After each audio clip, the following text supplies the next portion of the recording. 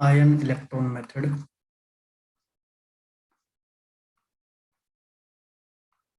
in basic medium.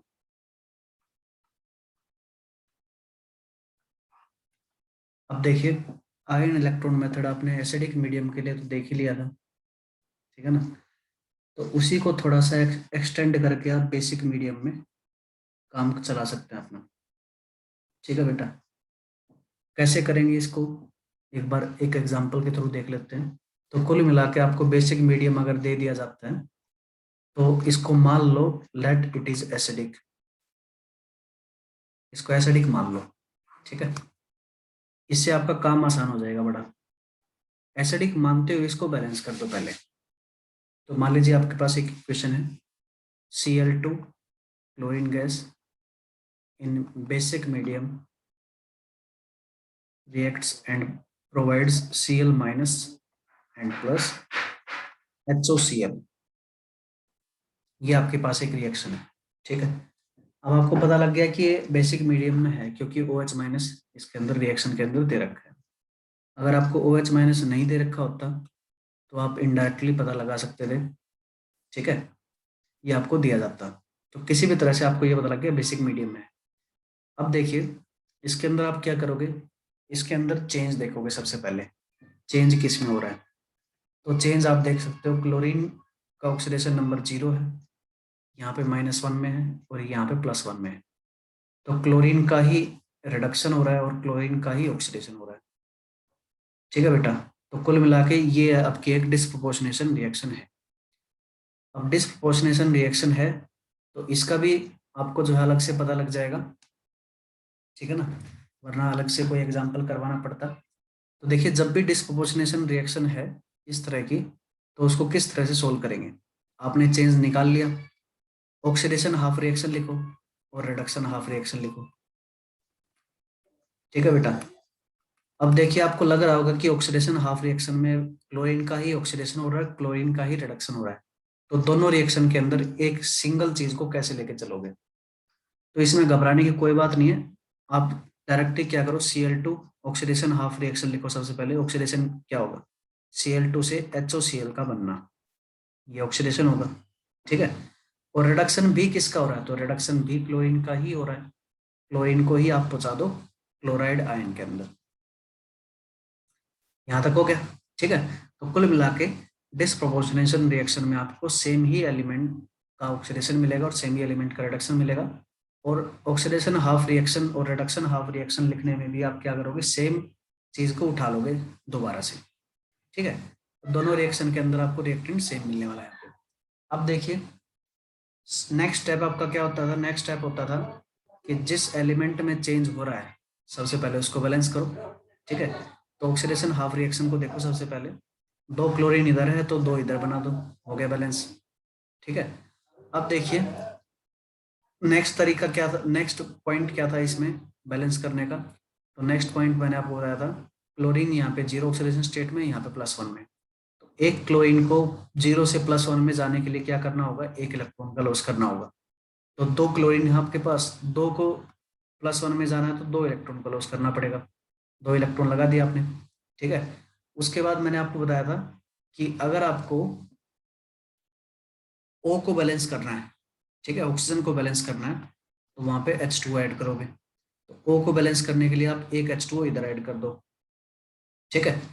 और अगर आपको हाइड्रोजन को बैलेंस करना है तो H+ ऐड करोगे। तो देखिए हाइड्रोजन किस तरफ कम हो गए, तो 2 हाइड्रोजन यहाँ पे, 2 हाइड्रोजन यहाँ पे।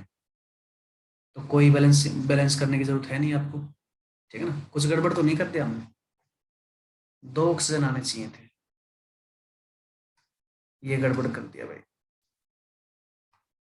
यहाँ पे 2 ऑक्सीजन है ना इसके अंदर, तो 2 ऑक्सीजन लगाने के लिए आपको क्या करना पड़ेगा, 2 H2O यहाँ पे प्रोवाइड करने पड़ेंगे। इधर 2 हाइड्रोजन है, इधर 4 हाइड्रोजन है, तो इसको बैलेंस करने के लिए क्या करोगे, 2 हाइड्रोजन ऐड कर दोगे। हाइड्रोजन ऐड करने के लिए आप क्या करते हैं, H+ ऐड करते हैं, ये बैलेंस होगी ऑक्सीडेशन हाफ रिएक्शन। इसी तरह से रिडक्शन हाफ रिएक्शन को बैलेंस कर दो। 2 क्लोरीन है, 2 क्लोरीन बना दो। 0 से -1 में जा रहा है, 0 से -1 में जाने के लिए एक क्लोरीन एटम को 1 इलेक्ट्रॉन चाहिए, तो 2 को कितने चाहिए, 2 इलेक्ट्रॉन चाहिए। तो कुल मिला के ये रिएक्शन हो जाएगी। ठीक है, अब नेक्स्ट स्टेप में क्या करना होता था, नेक्स्ट स्टेप में total number of electron exchange को आपको बराबर करना होता था।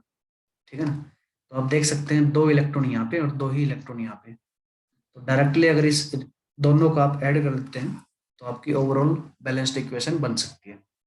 तो इनको ऐड कर दो भाई, ऐड करोगे तो क्या होगा, 2Cl2। अब देखिए Cl2 जो है दोनों दोनों के अंदर है, तो आपके पास क्या हो जाएगा, 2Cl2 हो जाएगा और 2H2 हो जाएगा। इलेक्ट्रॉन से इलेक्ट्रॉन कैंसिल, क्योंकि ओवरऑल रिएक्शन के अंदर इलेक्ट्रॉन नहीं आने चाहिए। प्रोडक्ट साइड में क्या होगा, तो प्रोडक्ट साइड में 2Cl माइनस हो जाएगा प्लस 2HOCl हो जाएगा प्लस 2H प्लस हो जाएगा। ये आपके पास सिस्टम बन गया पूरा का पूरा। ठीक है, अब देखिए आपको इसको बेसिक मीडियम में बनाना था, लेकिन आपने क्या बना दिया, इसको एसिडिक मीडियम में बना दिया। ठीक है ना, आप अब इसको क्या करेंगे, एसिडिक मीडियम में बैलेंस होने के बाद बेसिक मीडियम में बनाएंगे। ठीक है, लेकिन उससे पहले कुछ बातों का आपको ध्यान रखना पड़ेगा। ठीक है बेटा, वो बात क्या है, तो सबसे पहले आप देख सकते हैं इसके अंदर कि अगर इस पूरी रिएक्शन में 2 कॉमन ले लिया जाए तो कोई दिक्कत नहीं है, सबके अंदर 2 है, सब चीजों में आपको 2 2 मिलेगा। तो अगर 2 कॉमन ले लेते हैं और उसको कैंसिल कर देते हैं तो कोई दिक्कत नहीं है, तो कर दो ये काम। Cl2 plus H2 will be giving Cl minus plus HOCl plus H plus. ये आप कर सकते हैं बड़े आराम से, कोई दिक्कत नहीं आएगी आप। ठीक है, अब देखिए ये पहले से ही बैलेंस्ड है, इसको आपने बेसिक मीडियम में बनाना। तो बेसिक मीडियम में बनाने का तरीका क्या है, तरीका बड़ा सिंपल है। आप आपके पास जितने भी H प्लस हैं, ठीक है ना, उतने ही OH माइनस दोनों साइड ऐड कर दो। जितने H प्लस आपके पास हैं इस रिएक्शन में, उतने ही OH माइनस दोनों साइड ऐड कर दो। तो देखिए एक H प्लस है, तो आपने क्या किया, एक OH माइनस इधर ऐड कर दिया और एक OH माइनस इधर ऐड कर दिया, दोनों तरफ ऐड कर दिया। अब देखिए आपके पास H plus and OH minus ये दोनों हो गए एक साथ में, और H प्लस और OH माइनस एक दूसरे के बिना रह नहीं सकते, ये कन्वर्ट हो जाएंगे H2O के अंदर। हो गया कन्वर्ट, तो H प्लस और OH माइनस को आप क्या करो, कंबाइन करके H2O लिख दो। ये बन जाएगा आपके पास Cl2 plus H2O plus OH minus will be giving Cl minus plus HOCl plus H2O। ये हो गया। अब जो भी चीज़ कॉमन दिख रही है उसको कैंसिल कर दो। तो यहाँ पे आपको साफ साफ दिख रहा है कि H2O कॉमन है दोनों साइड में। ठीक है ना, H2O कॉमन है, H2O को कर दो कैंसिल आउट, और ये इक्वेशन आपकी बैलेंस हो जाती है इस तरह से। तो कुल मिला के इसको वैसे बैलेंस करने की जरूरत थी नहीं। ठीक है, आपको डायरेक्टली दिख रहा था कि जितने क्लोरीन इधर है उतने ही क्लोरीन इधर है, जितना ऑक्सीजन इधर है उतना ही इधर है, हाइड्रोजन भी उतने ही थे। ठीक है, लेकिन फिर भी आपको मेथड पता होना चाहिए कि हाँ किस तरह से अप्रोच करना है। तो किसी भी बेसिक मीडियम की रिएक्शन को आप जो है एसिडिक मीडियम में मानते हुए एसिडिक मीडियम के मेथड से सोल्व कर दो, और फिर क्या करो, जितने भी H प्लस आपके पास आएंगे उतने ही OH माइनस दोनों तरफ ऐड कर दो। ठीक है, ये काम आपने करना बेसिक मीडियम में। इसमें कोई डाउट हो तो पूछ सकते हो अभी। No sir. सर बेसिक में तो OH नेगेटिव ऐड करना और एसिडिक में H पॉजिटिव। बेटा बेसिक मीडियम में आप क्या करोगे, बेसिक मीडियम में अगर आपको इक्वेशन बैलेंस करनी तो एसिडिक मानते हुए कर लो उसको। ठीक है, और एसिडिक मीडियम में ये 2 बातें आपको मेन ध्यान रखनी, ऑक्सीजन को बैलेंस करना है H2O से और हाइड्रोजन को बैलेंस करना है H प्लस से। ठीक है, और अब लास्ट में देखो, लास्ट में यहाँ तक तो आपने ठीक कर लिया एसिडिक मीडियम के हिसाब से, लेकिन एक्चुअल में आपको बेसिक मीडियम में करना था। तो जितने भी H प्लस हैं उतने ही OH माइनस डाल दो दोनों तरफ। ठीक है, और फिर H plus and OH minus ये दोनों तो एक दूसरे के लिए बने, ये दोनों कंबाइन करके H2O बना देंगे, और H2O जितने भी कैंसिल आउट हो रहे हैं उनको कैंसिल कर सकते हो, और ओवरऑल बैलेंस्ड इक्वेशन आपकी फाइनली आपको मिल जाएगी। थोड़ा सा अटपटा लग रहा है, लेकिन एक क्वेश्चन जो है अपने आप करके देखो, आपको भी बात समझ में आ जाएगी। ठीक है, तो नेक्स्ट पेज पे मैं चल रहा हूँ और एक क्वेश्चन लिख रहा हूँ, इस क्वेश्चन को आप अटेम्प्ट करके देखो। क्वेश्चन आपके पास MnO4 negative plus I negative will be giving MnO2 plus I2। ये इक्वेशन है। इसमें आपको बता रखा है कि बेसिक मीडियम में सोल्व करो इसको, ठीक है, बेसिक मीडियम में इसको बैलेंस करो। तो करके देखो इसको, इस इक्वेशन को बैलेंस करके देखो बेटा।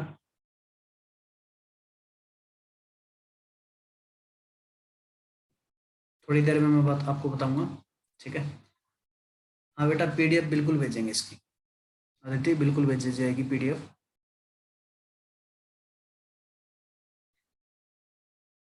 जैसे ये काम खत्म होता है बेसिक मीडियम का, हम एनसीईआरटी कंटिन्यू करेंगे।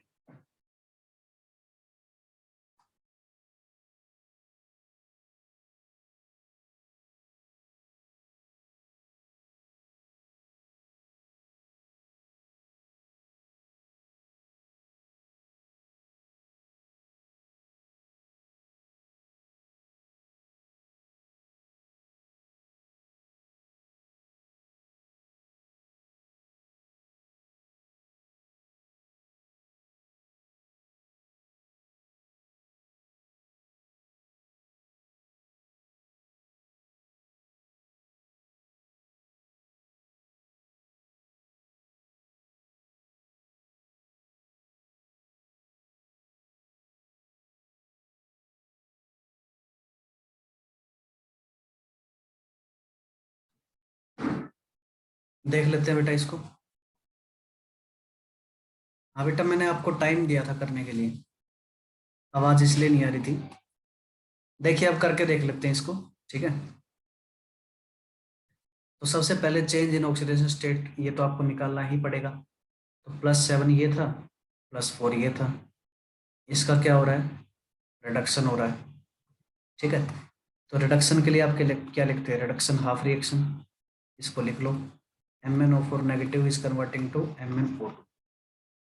उसके बाद I नेगेटिव जो है ये I2 में कन्वर्ट हो रहा है। I नेगेटिव में आप बता सकते हो -1 ऑक्सीडेशन स्टेट है और इसमें 0 है, तो कुल मिला के ये क्या हो रहा है, ऑक्सीडेशन हो रहा है, ठीक है। तो ऑक्सीडेशन हाफ रिएक्शन अलग से लिख लो, I negative is converting to I2। उसके बाद अलग अलग बैलेंस करो। बैलेंस करने का तरीका क्या है, सबसे पहले उस एलिमेंट को बैलेंस करो जिसमें चेंज हो रहा है। तो Mn पहले से ही बैलेंस्ड है, इसी में चेंज हो रहा है।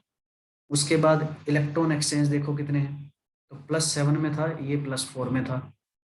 टोटल कुल मिला के इसको 3 इलेक्ट्रॉन गेन करने पड़े होंगे, तब जाके कन्वर्जन हुआ है, ठीक है। रिडक्शन में क्या होता है, गेन ऑफ इलेक्ट्रॉन होता है। तो +7 में अगर 3 इलेक्ट्रॉन आपने गेन करवा दिए तो ये +4 में कन्वर्ट हो सकता है।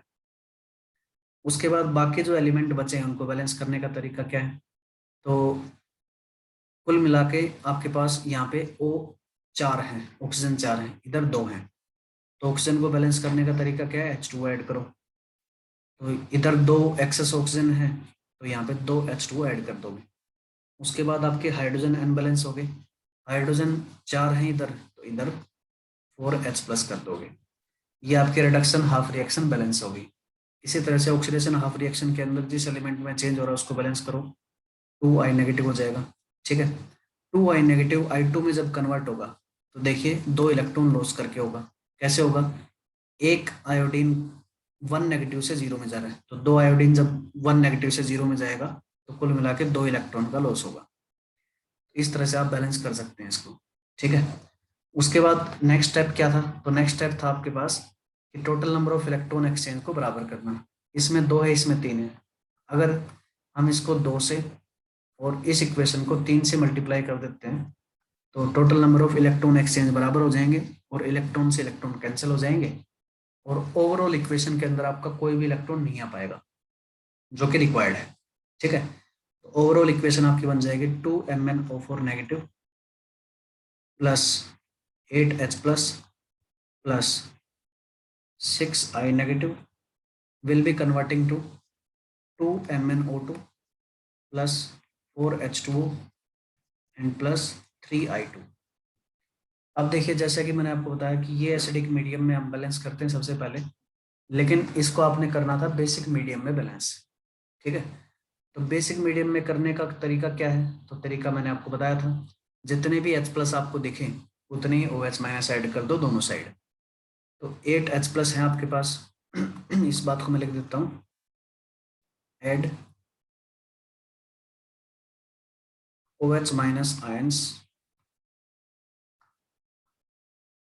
both side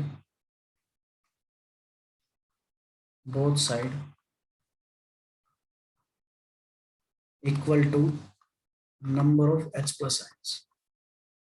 जितने भी आपके पास H प्लस आयन है उतने ही OH माइनस दोनों साइड आप ऐड कर देंगे। तो 8 OH माइनस आपने ऐड किया इधर, और इधर भी क्या किया, 8 OH माइनस ऐड कर दिया। ठीक है, अब H प्लस और OH माइनस ये दोनों कंबाइन करेंगे और ये बना देंगे H2O। कुल मिला के आपके पास इक्वेशन हो जाएगी 2MnO4 negative plus 8H2O plus 6I negative will be converting to 2MnO2 plus 4H2O plus 3I2 plus 8OH minus। ये आ गया। उसके बाद वाटर कॉमन होगा जनरली, ठीक है, तो जितना भी कॉमन वाटर है उसको आप बाहर निकाल दो, तो कुल मिला के ये कैंसिल हो जाएगा और ये कट के आपका 4H2O बच जाएगा। ठीक है, ये आपकी बैलेंस्ड इक्वेशन होगी।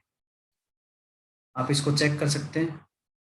ठीक है, चेक करने के लिए क्या करोगे, टोटल चार्ज देख लो, इधर 2 नेगेटिव और 6 नेगेटिव, 8 नेगेटिव, और इधर भी 8 नेगेटिव। चार्ज बैलेंस है तो लगभग आपकी इक्वेशन बैलेंस्ड ही मिलेगी आप। ठीक है, तो इस तरह से आप बैलेंसिंग कर सकते हैं बेसिक मीडियम में। एक आप होमवर्क के लिए लिख लो, उसको खुद करके देखना। ठीक है बेटा, यहाँ तक क्लियर है ना? Yes sir. I3 क्यों होना चाहिए भाई अदिति? I2 की जगह I3 क्यों होना चाहिए? I2 ही होता है, आयोडीन का फॉर्मूला I2 ही होता है बेटा। ठीक है, जब भी आयोडीन लिखते हैं तो उसका फॉर्मूला I2 ही होगा और कोई फॉर्मूला नहीं होगा, ये ध्यान रखना है। होमवर्क लिख लो,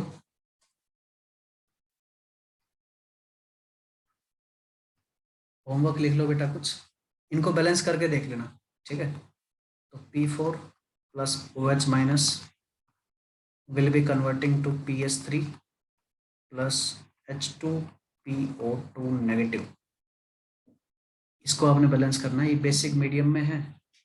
ठीक है, आपको पता लग ही गया OH माइनस है इसके अंदर। इसके अलावा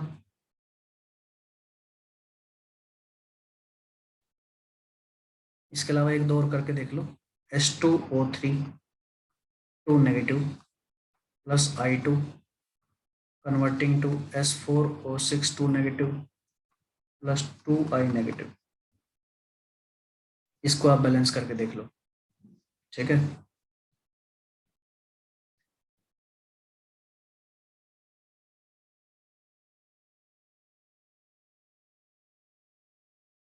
और देख लो एक आध,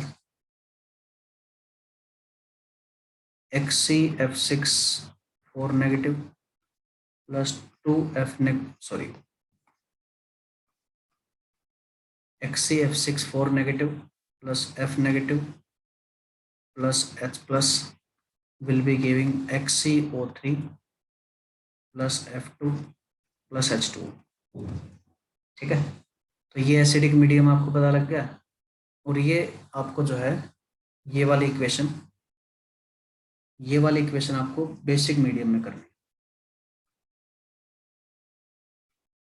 ठीक है, ये 3 होमवर्क हैं, ये करके देख लेना आप, और बाकी नहीं आता है तो नेक्स्ट क्लास में मैं बता ही दूंगा। अब बढ़ते हैं वापस एनसीईआरटी की ओर। तो देखिए यहाँ तक हमने कर लिया था। उसके बाद type of chemical reaction combination के बारे में मैंने आपको बता दिया था। इसमें ये जो इक्वेशन है ये फिर से इम्पोर्टेंट है, जो भी बुक के अंदर लिखी हुई है इक्वेशन वो सबसे इम्पोर्टेंट चीज़ है। ठीक है, अब कैल्शियम ऑक्साइड को क्विक लाइम बोलते हैं। डायरेक्टली आपसे बोल सकते हैं कि क्विक लाइम डाल दिया कहीं पे, क्विक लाइम का फॉर्मूला आपको पता होना चाहिए। ठीक है बेटा, इसको जब पानी में डालते तो ये सिलेक्ट लाइम बन जाता है। इसके 2 नाम आपने पढ़े हैं, एक को हम बोलते हैं स्लेक्ड लाइम और एक को हम बोलते हैं लाइम वाटर। ठीक है, तो स्लेक्ड लाइम जो है जनरली सॉलिड या कम पानी की प्रेजेंस में होता है। ठीक है, लेस वाटर, वाटर कंटेंट कम होता है, तब इसको हम बोलते हैं स्लेक्ड लाइम। और ये जो प्रोसेस है इसको हम बोलते हैं slaking of lime, slaking of lime. ठीक है बेटा, इस पूरे प्रोसेस को हम बोलते हैं स्लेकिंग ऑफ लाइम। कुल मिला के स्लेकिंग ऑफ लाइम में कैल्शियम ऑक्साइड को यानी क्विक लाइम को आपने पानी में डालना है। ठीक है, इसे को हम सिंपली बोलते हैं स्लेकिंग ऑफ लाइम। अब देखिए, जब ये रिएक्शन आप करवाते हो, ठीक है, तो वहां पे बहुत सारी हीट निकलती है। ठीक है बेटा, पूरा का पूरा सिस्टम आपका बॉयल करने लगता है। अगर कभी मौका मिले तो घर पे सिंपल सफेदी ला के देखना। ठीक है, उसको पानी में डाल के देखना, ऑब्वियसली अपने पेरेंट्स की प्रेजेंस में। ठीक है, तो वहां पे आपका पूरा सिस्टम जो है गर्म हो जाएगा। तो ये रिएक्शन काफी इंपॉर्टेंट है आपके लिए, इसको याद रखना है। ठीक है, उसके बाद ये जो स्लेक्ड लाइम है इसको हम क्या करते हैं, दीवार पे पेंट कर देते हैं। और पेंट करने के बाद ये कैल्शियम हाइड्रोक्साइड जो है ये आपका क्या करता है, एटमॉस्फेरिक CO2 को कंज्यूम कर लेता है। ठीक है बेटा, एटमॉस्फेयर में बहुत सारी CO2 होती है, उसको ये कंज्यूम करके ये कन्वर्ट हो जाता है कैल्शियम कार्बोनेट सॉलिड के अंदर। और सफेदी के बाद जो आपको अपीयरेंस मिलती है वो बिल्कुल वाइट शाइनी अपीयरेंस मिलती है। ठीक है, बिल्कुल चमकीला दिखाई देता है। वो चमकीला कंपाउंड क्या है, तो वो है कैल्शियम कार्बोनेट। ठीक है, वाइट अपीयरेंस। इसके साथ साथ जब भी आप सफेदी करते हैं ना, तो वहां पे आपको भीगी भीगी खुशबू सी आएगी। ठीक है, भीनी भीनी खुशबू सी, जैसे कि मटके में जो मतलब एक अलग तरह की फ्रेग्रेंस होती है, स्मेल होती है, गीली मिट्टी में जो स्मेल होती है, वैसी वैसी स्मेल आपको सफेदी करने के बाद आएगी। ठीक है, तो उसकी वजह क्या है, उसकी वजह वाटर वेपर भी है और साथ के साथ ये कंपाउंड की फॉर्मेशन भी है। ठीक है बेटा, तो ये आपने ध्यान रखना, व्हाइट वॉश जब करते हैं तो वहां पे जो व्हाइट अपीयरेंस आती है, शाइनी जो सरफेस बनता है, ठीक है ना, ये क्या बना है, शाइनी सरफेस। तो ये शाइनी सरफेस किसका होता है, कैल्शियम कार्बोनेट का होता है। ये ध्यान रखना आपने। और ये रिएक्शन हम पहले भी पढ़ चुके हैं। ये रिएक्शन जो है CO2 के टेस्ट में हमने पढ़ा था। ठीक है ना, तो बहुत सारी जगह इसका यूज होता है, इसलिए मैंने ये लिखवाया था आपको। तो एक यूज इसका ये है जो डेली लाइफ में हम यूज करते हैं। ठीक है, या पहले करते थे, ऐसा समझ सकते हैं। तो इस बात को आपने याद रखना हमेशा। क्लियर है? इसमें कोई डाउट रहता है तो पूछ सकते हो बेटा। No sir. अब देखिए, कॉम्बिनेशन रिएक्शन जो है वो जनरली एक्सोथर्मिक होती है। ठीक है, वो किस लिए बोलते हैं, क्योंकि इस तरह की रिएक्शन आपको देखने को मिलती है। लेकिन एंडोथर्मिक भी हो सकती है, ये भी मैंने आपको बताया था साथ के साथ। तो ये बातें आपको याद रखनी है। ठीक है, इसको मैं सेव कर लेता हूँ। अब आगे बढ़ते हैं, नेक्स्ट देखिए।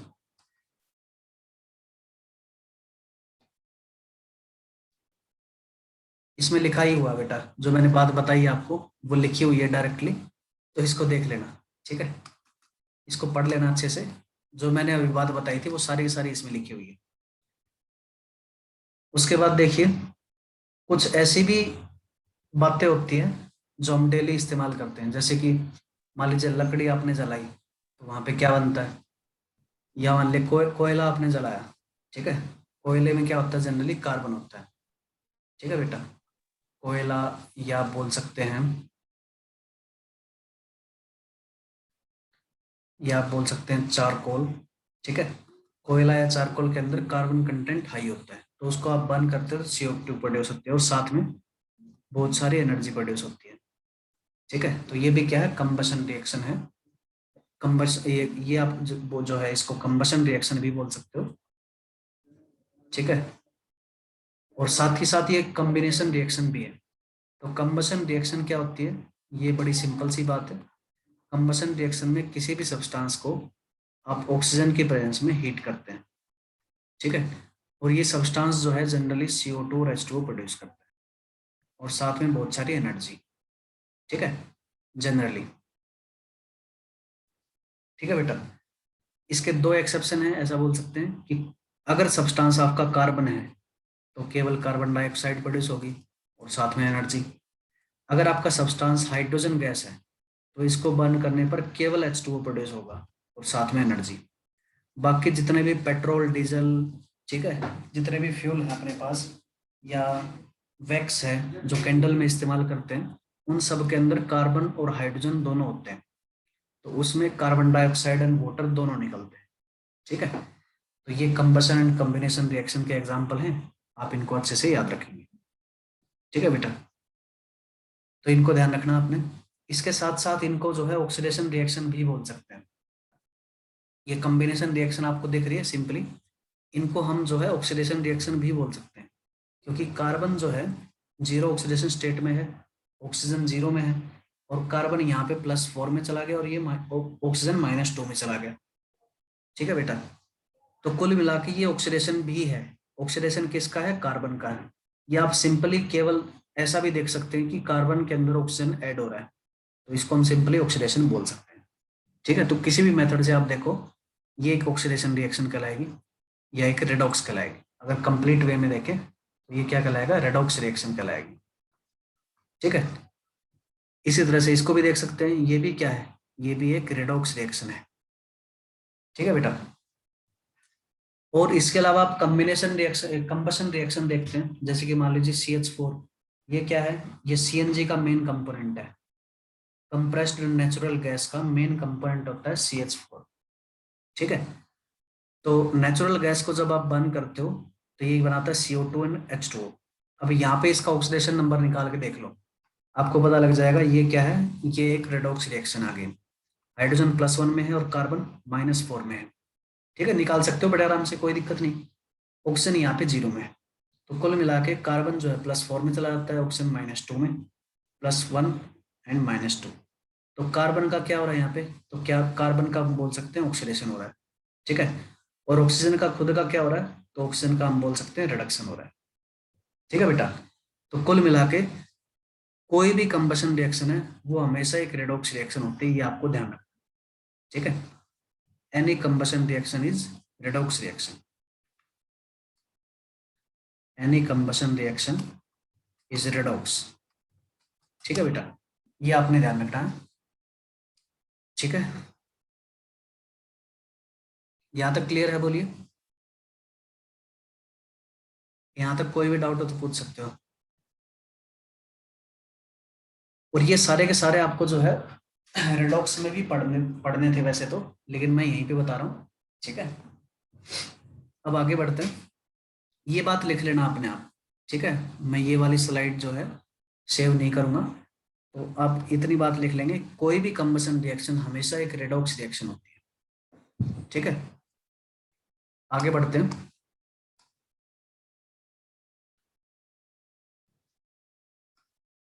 ये भी हम देख सकते हैं, ये भी क्या है? एक कंबशन रिएक्शन का ही टाइप है, इसको भी हम रेडॉक्स रिएक्शन बोल सकते हैं। ठीक है बेटा, तो ये भी क्या है? एक रेडॉक्स रिएक्शन है। यहाँ पे हमने कार्बन का ऑक्सीडेशन नंबर निकाला था, 0 आया था ग्लूकोज में। ठीक है, यह निकाल के देख लेना, इसको 0 ही आएगा। और यहाँ पे कार्बन जो है +4 में चला गया, तो कुल मिलाकर क्या हुआ? ऑक्सीडेशन हुआ। ठीक है, और ऑक्सीजन जो है ये 0 में था और ये आपका चला गया -2 में, तो कुल मिला के क्या हुआ? रिडक्शन हुआ। तो रेडॉक्स रिएक्शन यहाँ पे भी इन्वॉल्व होती है, इतना आपने ध्यान रखना है। रेडॉक्स कंसेप्ट को आप हर एक क्वेश्चन के अंदर अप्लाई करके देखना। ठीक है, इवन यहाँ पे ये जो इक्वेशन है ये हमने पढ़ी थी, एक डिकम्पोजिशन है। डिकम्पोजिशन भी कौन सा? Thermal decomposition. ठीक है बेटा, और फिर से यहाँ पे ये जो एक्टिविटी है ये काफी इंपॉर्टेंट हो जाती है आपके लिए। जब भी हम ये रिएक्शन करेंगे लैब के अंदर, तो वहां पे आपको ध्यान रखना है, टेस्ट ट्यूब को हमेशा एक टेस्ट ट्यूब होल्डर से पकड़ना है। ठीक है, ये टेस्ट ट्यूब है आपकी, इसको हमेशा एक होल्डर से पकड़ना है। ठीक है, और जब भी इसको पकड़े तो अपने मुंह की तरफ नहीं रखना है। ठीक है, इसमें ये सारा का सारा लिखा हुआ है, do not point the mouth of boiling tube at your neighbour और योर सेल्फ। अपने साथी या अपने मुंह के सामने इसको नहीं रखना है। ठीक है, क्योंकि जो भी गैसेस निकलती हैं वो जनरली हार्मफुल ही होती हैं हमारे लिए। ठीक है बेटा, अब इसको चेक अगर करना हो, आपको सूंघना हो, सूंघ के देखना हो कि ऑर्डर है या नहीं है, तो ऑर्डर के लिए आप हल्का सा अपनी तरफ देखेंगे, ठीक है, हल्का सा अपनी तरफ करके देखेंगे। आपको पता है अब अपनी नाक जो है काफी सेंसिटिव होती है, तो बड़े आसानी से जो है थोड़ी बहुत स्मेल हम कैच कर पाएंगे अगर उसके अंदर कोई चीज है तो, ठीक है, अगर कोई स्मेल है तो। अब उसके बाद देखो यहाँ पे हमने क्या किया था, एक रिएक्शन पड़ी थी थर्मल डिकम्पोजिशन की, फेरस सल्फेट का ये सॉलिड सब्सटेंस आपके पास, ठीक है, इसको हमने हीट किया तो ये जो है फेरिक ऑक्साइड SO2 और SO3 के अंदर कन्वर्ट हो गया। SO3 और SO2 इनकी स्मेल क्या होती है, तो दोनों बर्निंग सल्फर की स्मेल प्रोड्यूस करते हैं, ठीक है, बोथ है बर्निंग सल्फर स्मेल, बोथ है बर्निंग सल्फर स्मेल, ठीक है बेटा, दोनों की स्मेल सेम होती है, ज्यादा फर्क नहीं होता है। तो डिफरेंशिएट कैसे करेंगे, डिफरेंशिएशन का तरीका है SO2 गैस जो है ये आपके KMnO4 के साथ रिएक्ट कर जाती है, SO2 गैस आपकी KMnO4 के साथ रिएक्ट कर जाती है, या आप सिंपली जो है इसको ऐसे लिख सकते हो MnO4 नेगेटिव, ये आपकी SO2 गैस के साथ रिएक्ट करेगी और बना देगा SO4 2 नेगेटिव और साथ में Mn2 प्लस, ठीक है, इस तरह से रिएक्शन कर जाता है। MnO4 नेगेटिव जो होता है ये पिंक कलर का सॉल्यूशन होता है। MnO4 नेगेटिव कहाँ से आया, KMnO4 से आया, और Mn2 प्लस जब बनेगा तो ये कलरलेस हो जाएगा। तो कुल मिला के SO2 गैस KMnO4 के कलर को डीकलराइज करती है, ठीक है, SO2 डीकलराइजेस KMnO4, लेकिन SO3 ऐसा नहीं कर पाएगी, यानी कि MnO4 नेगेटिव प्लस SO3 ये आपका कन्वर्ट नहीं हो पाएगा किसी भी तरह से किसी भी रिएक्शन के अंदर, ठीक है। इसकी वजह यहाँ पे आप ढूंढ सकते हैं बड़े आसानी से। देखिए यहाँ पे अगर देखोगे Mn को, तो Mn जो है +7 में है और सल्फर क्या है +4 में है, ठीक है। अब देखिए Mn +7 में है तो ये ऑक्सीडाइजिंग एजेंट का काम कर सकता है और करता भी है, ये खुद को कन्वर्ट कर देता है Mn2 प्लस में, यानी कि खुद का रिडक्शन करवाता है और दूसरे का ऑक्सीडेशन करवाता है। तो सल्फर +4 में था, ये +6 में आ गया, ये क्या है ऑक्सीडेशन है, ठीक है बेटा। तो कुल मिला के एक रेडॉक्स रिएक्शन होती है जिसकी वजह से पिंक कलर MnO4 या KMnO4 का डिमिनिश हो जाता है, खत्म हो जाता है, ठीक है, ये टेस्ट है इसके लिए। इसके बाद अगर आप देखोगे कि SO3 क्यों नहीं कन्वर्ट हो पाता, तो SO3 का देखो MnO4 नेगेटिव ये एक अच्छा ऑक्सीडाइजिंग एजेंट है, ठीक बात है, लेकिन सल्फर भी +6 में है, ठीक है ना। +6 में होने का मतलब क्या है, सल्फर अपने आप में एक 6th A ग्रुप का एलिमेंट है और इसका ऑक्सीडेशन नंबर या ऑक्सीडेशन स्टेट +6 से ज्यादा हो ही नहीं सकता। अब दोनों तो ऑक्सीडाइजिंग एजेंट हो नहीं सकते, एक को तो रिड्यूसिंग होना ही होना पड़ेगा, ठीक है। तो दोनों के पास ऐसी कोई चीज नहीं है कि एक का ऑक्सीडेशन हो जाए और दूसरे का रिडक्शन हो जाए, ये दोनों ही अपने आप में एक अच्छे ऑक्सीडाइजिंग एजेंट की तरह काम कर सकते हैं, ठीक है। तो इसलिए इनके बीच में कोई भी रिएक्शन पॉसिबल होती नहीं है, ठीक है बेटा। जबकि आप SO2 के केस में देखोगे तो SO2 में पॉसिबिलिटी थी कि +4 से ये +6 में चला जाए, और जो कि काम यहाँ पे हो जाता है और इस केस में नहीं होता है, ठीक है। यहाँ पे आप जो है एक बात और लिख सकते हैं इसके अंदर, मैं स्लाइड निकाल दूं, ठीक है। आपने जो है CO2 और SO2 के बीच में एक डिफरेंस देखा था, एक डिफरेंस तो ये था कि ये कलरलेस है और ये सॉरी CO2 के बारे में देखा था आपने, ये ऑर्डरलेस है और ये बर्निंग सल्फर स्मेल प्रोड्यूस करता है, बर्निंग सल्फर, ठीक है। दूसरी बात इनके डिफरेंस आप लिख सकते हो कि CO2 जो है do not decolourise KMnO4, do not decolourise KMnO4 solution, ठीक है। एग्जैक्टली एसिडिक KMnO4 सॉल्यूशन लिखते हैं, ठीक है, क्योंकि एसिडिक मीडियम में रिएक्शन होती है। Do not decolourise KMnO4 solution, इसकी वजह क्या है, कार्बन भी अपना मैक्सिमम ऑक्सीडेशन स्टेट के अंदर है इसलिए डीकलराइज नहीं कर पाता, और SO2 कर पाता है डीकलराइज KMnO4 सॉल्यूशन। ये कर पाता है क्योंकि सल्फर यहाँ पे मैक्सिमम ऑक्सीडेशन स्टेट के अंदर नहीं है, ये अपने आप को ऑक्सीडाइज करवा सकता है, ठीक है, इसलिए रिएक्शन होती है। और CO2 भी KMnO4 के साथ रिएक्शन नहीं करता है, ठीक है, यहाँ पे रिएक्शन नहीं होती है और SO2 के साथ रिएक्शन हो जाती है, ठीक है बेटा। तो ये बातें आप जो है समझ सकते हैं। हमारा टाइम होने वाला है, तो आज के लिए हम इतना ही करते हैं, ठीक है बेटा, बाकी करेंगे नेक्स्ट क्लास में। एक बार देख लेते हैं हमने कहाँ तक किया है, और इनको आप जो है पढ़ते रहिए साथ के साथ। इसमें आपको ये पता करना है कि रिडक्शन किसका हो रहा है, ऑक्सीडेशन किसका हो रहा है, एक बार निकाल के देखना, ठीक है, रेडॉक्स का कंसेप्ट क्लियर हो जाएगा। उसके अलावा मैंने यहाँ पे आपको जो बताया था, यहाँ पे आपको जो बताई रिएक्शन बताई थी इसकी SO2 की, ठीक है, उसको बैलेंस करके देख लेना। क्या रिएक्शन बताई थी, SO2 plus MnO4 negative will be converting to SO4 2 negative plus Mn2 plus. इस इक्वेशन को आप बैलेंस करके देखेंगे एसिडिक मीडियम में, ठीक है, ये काम है आपके लिए। बाकी साथ के साथ पढ़ते रहिए, और नेक्स्ट क्लास में मोस्ट प्रोबेबली हम पूरी NCERT डिस्कस कर लेंगे, ठीक है, और रेजोनेंस का मटेरियल शुरू कर देंगे। तो आज के लिए इतना ही बेटा, थैंक यू ऑल।